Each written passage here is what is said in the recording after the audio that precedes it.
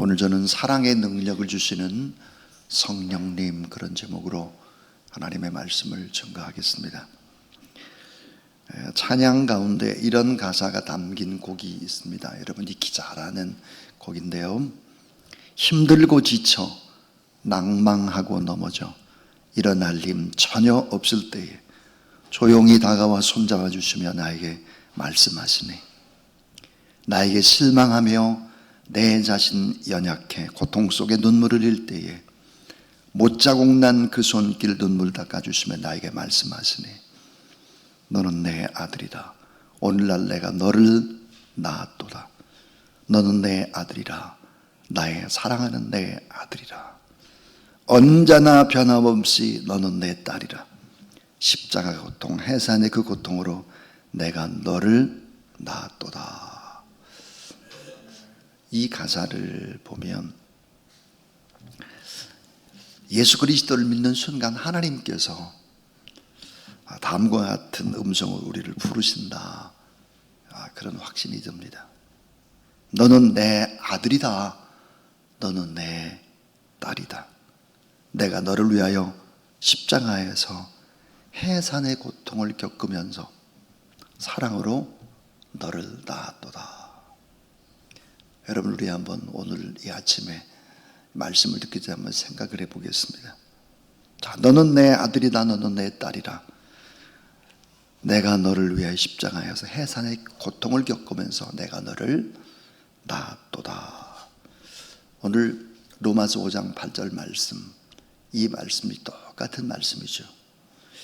우리가 아직 죄인 되었을 때 그리스도께서 우리를 위하여 십자가에 죽으심으로 우리에 대한 자기의 사랑을 확증하셨느니라.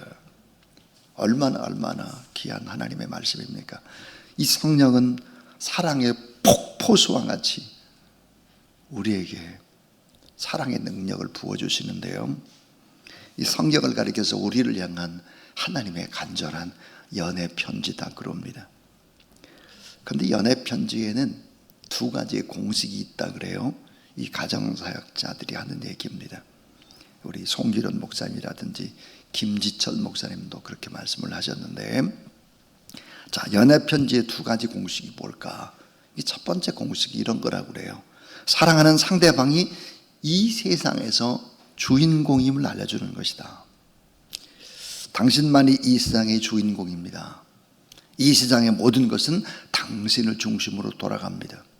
당신만이 내 인생의 주인입니다. 내가 당신을 사랑함으로 내 인생은 빛이 나고 내 인생은 존재의 의미를 갖습니다.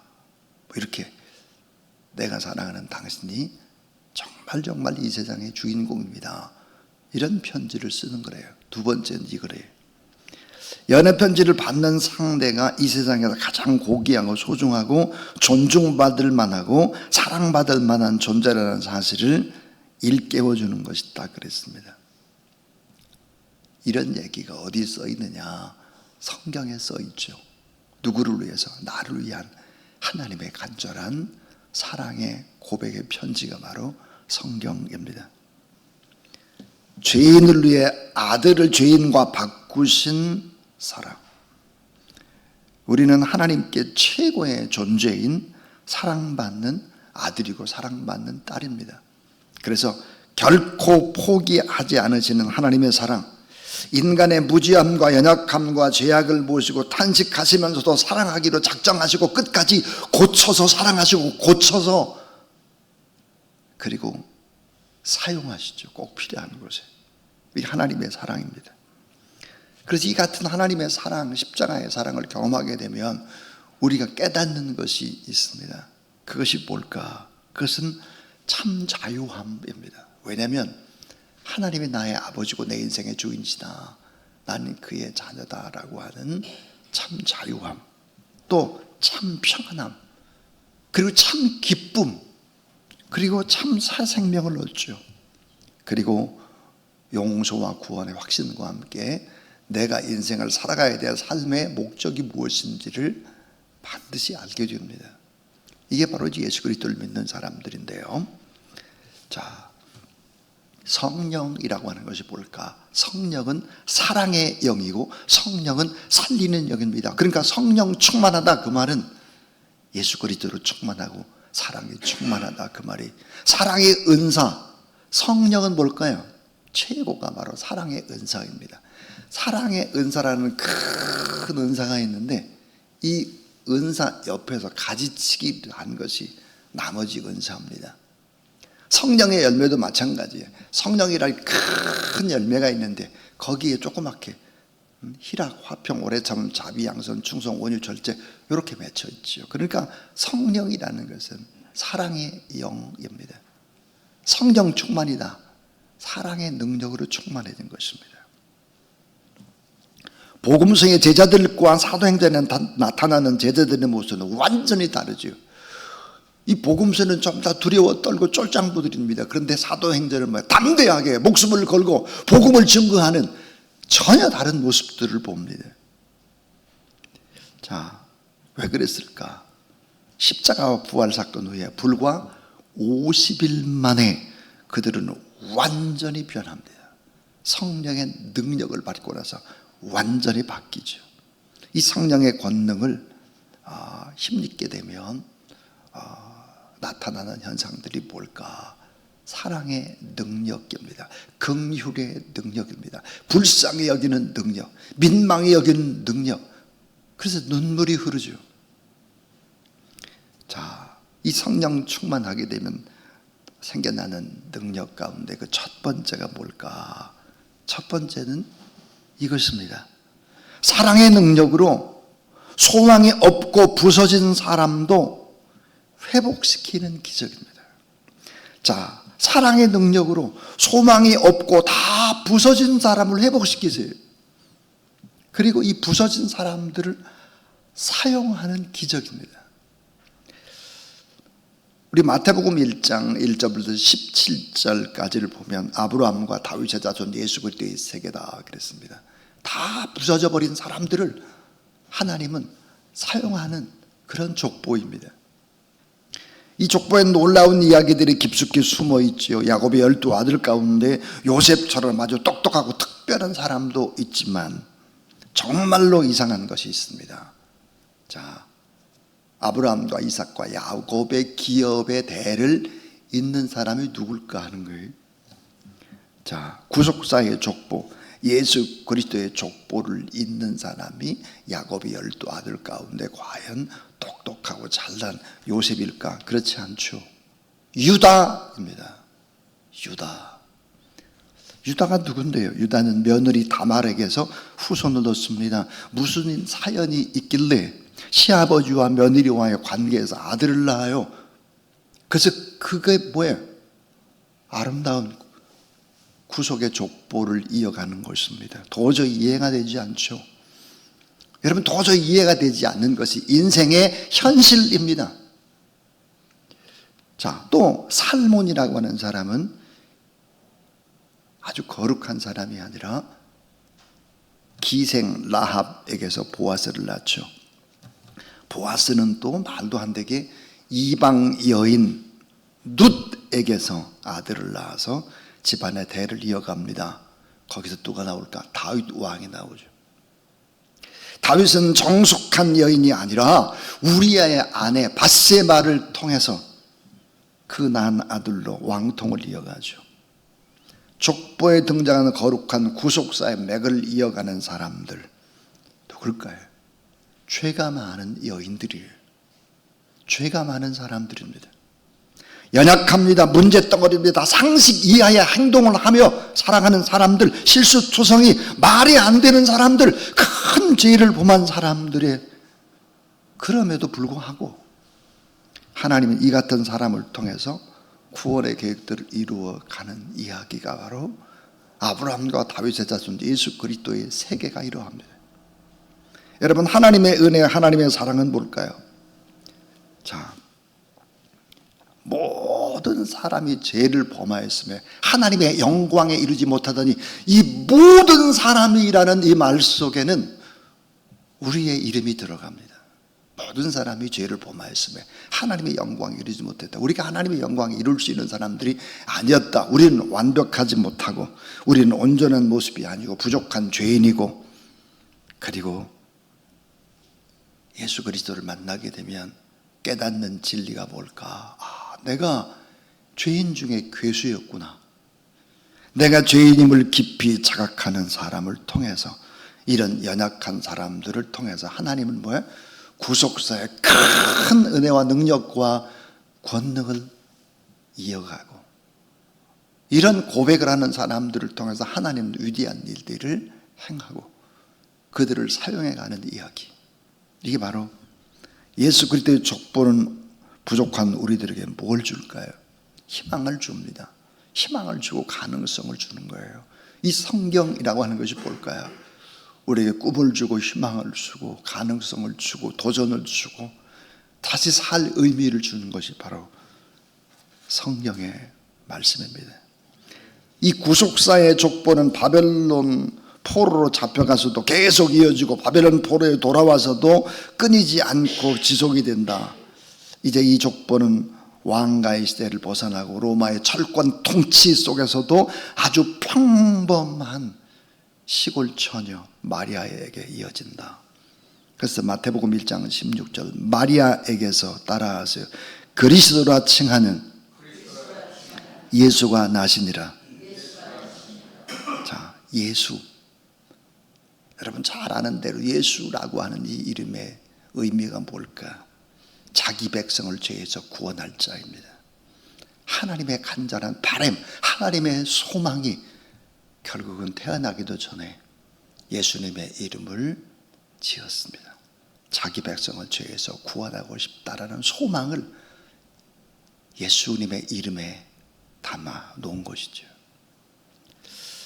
자, 사랑하는 여러분, 지금까지 이야기를 통해서 무엇이 느껴집니까? 사람 살아가는 인생은 별것도 아닌데 때로는 참혹하기까지 한데 인생은 너무너무 어렵다는 거예요. 자, 이것들이, 이런 죄인들이 세상에서 살아가는 모습들. 자, 우리가 예수 그리스도를 만나기 이전까지는 우리가 부귀영화를 꿈꾸고 막 그러지만 이 모든 것들이 다 허무한 꿈이라는 사실들을 성경은 우리에게 깊이 알려주죠. 예수 그리스도를 만나기 이전의 인생은 아무리 잘 살아도 다 부서지고 다 깨지고 다 엉망진창인 인생이다. 예수 그리스도를 만나지 않으면 다 그런 인생을 살 수밖에 없다 하는 거예요. 그런데 예수님이 내 마음속에 들어오시게 되면 어떻게 될까? 거룩한 나라의 자녀의 족보가 되죠. 그래서 소망 없고 부서진 인생도 거룩하게 되어지고, 예수 그리스도가 그런 가정상에 들어가면 그 가정은 너무너무 귀한 가정이 되는 거죠.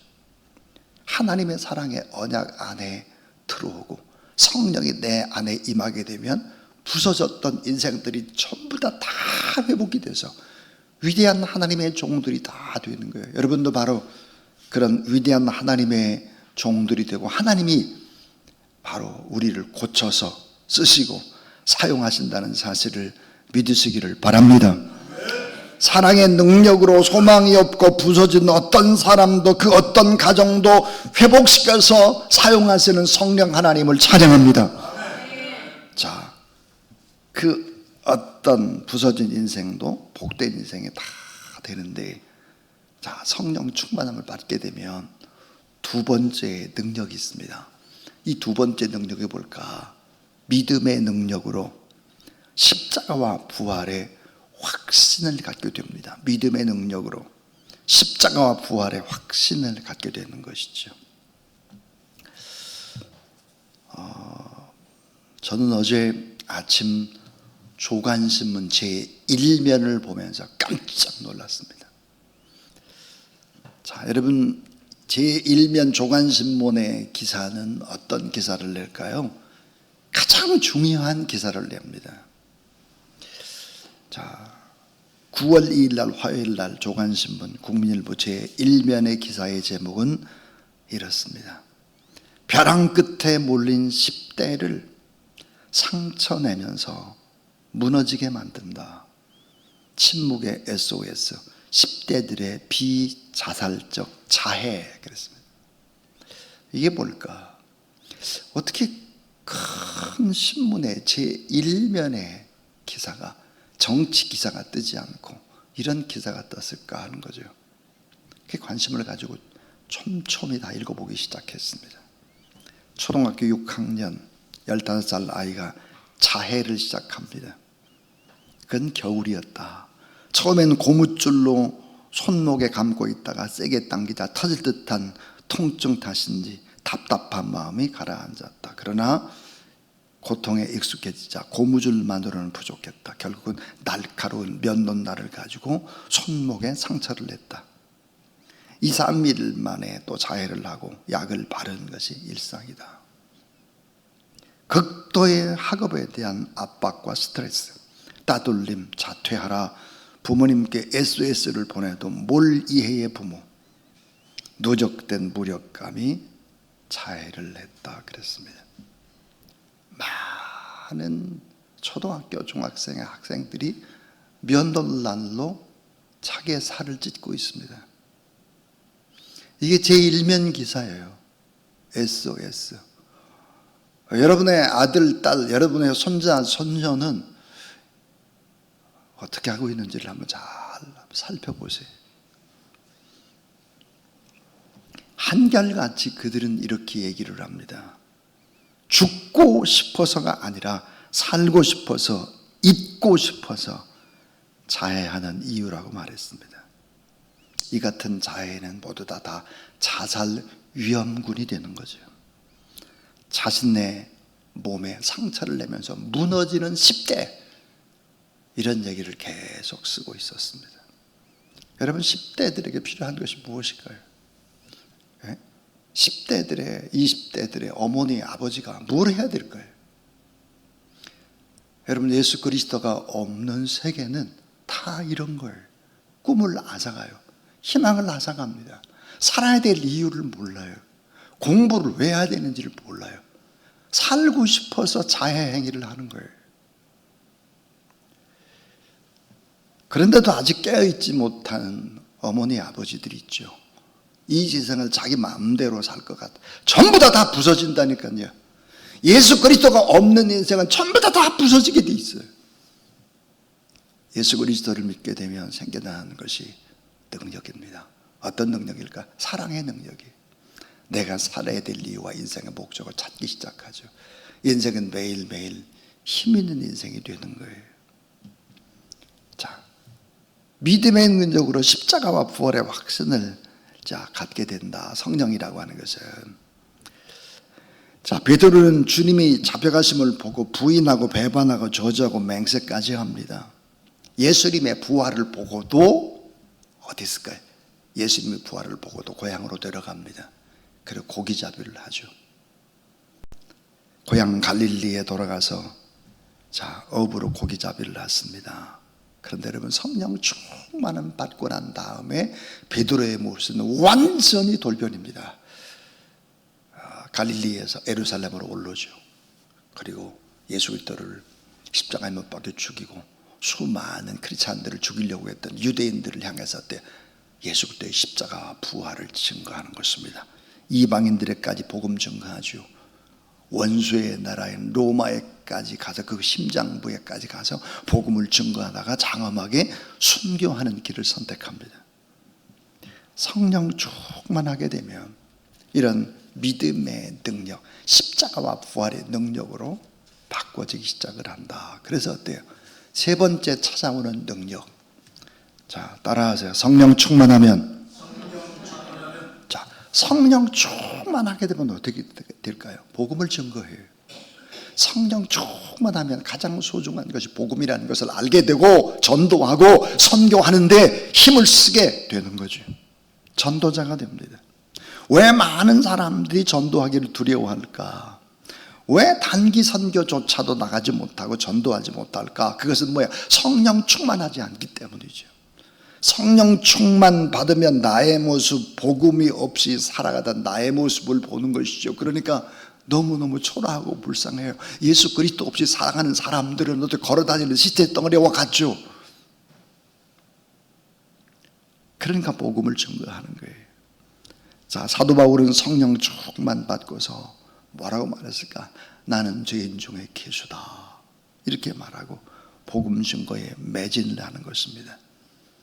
자, 자신을 십자가를 통해서 바라보는 자아성찰의 영성, 자아통찰의 영성이 생겨났을 때 자기는 죄인 중에 괴수죄인이다, 이렇게 겸손히 낮추는 것입니다.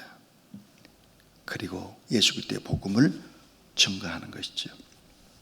미국의 워싱턴주 시애틀에서 있었던 일입니다.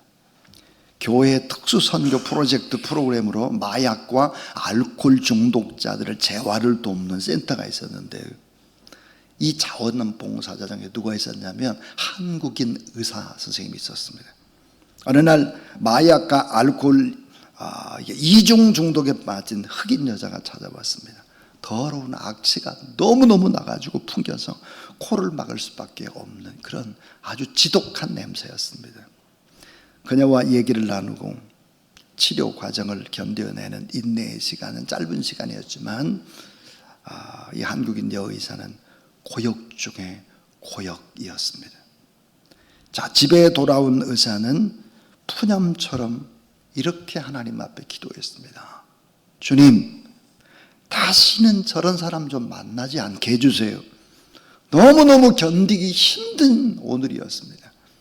이렇게 하나님 앞에 기도했습니다. 근데 기도하다가 이 여자 의사가 영감으로 받은 응답은 이런 말씀이었다고 합니다. 야, 너는 더 더러워. 너의 내면을 보라. 너는 더러워도 너무 더러운 여자야. 그 의사는 울면서 하나님께 고백했습니다. 하나님, 죄송합니다. 저는 더 냄새 나는 죄인이 맞습니다. 그리고 용서를 고백했다고 하는 것이죠. 자신이 죄인임을 시인하고 고백하는 사람, 그리고 그 은혜에 감격하고 회개하는 사람, 그리고 또다시 복음 증거하겠다고 나서는 사람, 이런 사람은 누굴까요? 진정한 크리스찬이 되죠. 이런 사람은 누굴까요? 용서받은 죄인이며, 이런 사람은 바로 결국은 하나님이 사용하는 전도의 사람인 것입니다. 자, 마지막 네 번째 얘기입니다. 성령 충만하면 어떻게 될까요? 아주 중요한 것. 성령 충만하면, 따라하세요, 기쁨의 능력을 얻습니다. 성령 충만하면 기뻐요. 기쁨의 능력. 성령 충만의 능력이 뭘까? 사랑의 능력, 기쁨의 능력이. 그래서 어때요? 복음을 증거하게 돼요. 십자가에 대한 확신과 부활에 대한 확신, 하나님의 나라에 대한 확신을 갖기 때문에 복음을 증거하는데, 여러분 놀랍게도 복음이라고 하는 것은 어떻게 증거되는가? 기쁨과 함께입니다. 기쁨과 함께. 이 복음은 기쁨과 함께 증거되는 거예요. 성경 아무리 읽어봐도 복음은 언제나 기쁨과 함께 증거된다. 희락의 복음이죠. 자, 여러분 줄기차게 기쁘게 오랜 시간 섬기는 것도 어때요? 기쁨이 있어야 섬겨요. 기쁨. 봉사의 능력도 기쁨이 우선이죠. 자, 성도들의 기쁨에 띈 얼굴들, 그 얼굴은 뭐야? 전도지죠. 그래서 성령으로 기뻐해야 된다. 우리 잘 아는 대로 느헤미야 8장 10절 말씀에 뭐라고 되어 있느냐? 따라하세요. 여호와로 인하여 기뻐하는 것이 너희의 힘이니라. 여호와 하나님 때문에, 성령의 은혜 때문에 기뻐하는 것이 너희 진정한 힘이다. 자, 성령 하나님을 기뻐하면 어때요? 영적 싸움에서 승리하게 되죠. 누가복음 10장 21절 말씀, 예수님은 뭐라고 말씀하셨는가? 그때 예수께서 성령으로 기뻐하여 이르시되, 그랬습니다. 기뻐하는 것, 뭘까요? 하나님의 뜻입니다. 그래서 이 성령 충만하게 하면 기쁨의 영이 우리 가운데 임하는 거예요. 그래서 항상 기뻐하라. 함께 기뻐하라. 성령으로 기뻐하게 되면 어떻게 될까?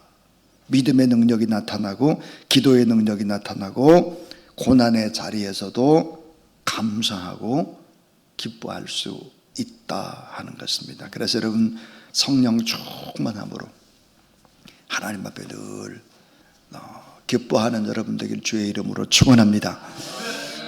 빌립보서 2장 17절 18절 나는 기뻐하고 너희 무리와 함께 기뻐하리니 이와 같이 너희도 기뻐하고 나와 함께 기뻐하라 그랬습니다. 자, 오늘 저는 성령 충만의 권능, 이 성령 충만하게 하는 어떤 일들이 있나 4가지 말씀을 드렸어요. 사랑의 능력이 생겨나요. 소망이 없고 부서지고 그 어떤 사람도 하나님 회복시키시죠. 그리고 고쳐가시면서 사랑하시고 또 고쳐진 그런 사람들을 위해서 위대하게 하나님이 쓰신다. 이게 성경의 얘기. 또 믿음의 능력이 생겨서 십자가와 부활의 확신을 갖게 되고 복음을 증거하는 전도와 선교의 이 기적을 경험하게 되고 이 모든 것들이 가능한 것이 뭘까? 기쁨의 충만한 능력 때문입니다. 여러분 안에 이런 기쁨의 충만한 능력들이 넘치시기를 주의 이름으로 축원합니다. 197장 찬송 하나님 앞에 드린 후에 우리 유정희 목사님 축도하심으로 새벽 기도에 마치겠습니다.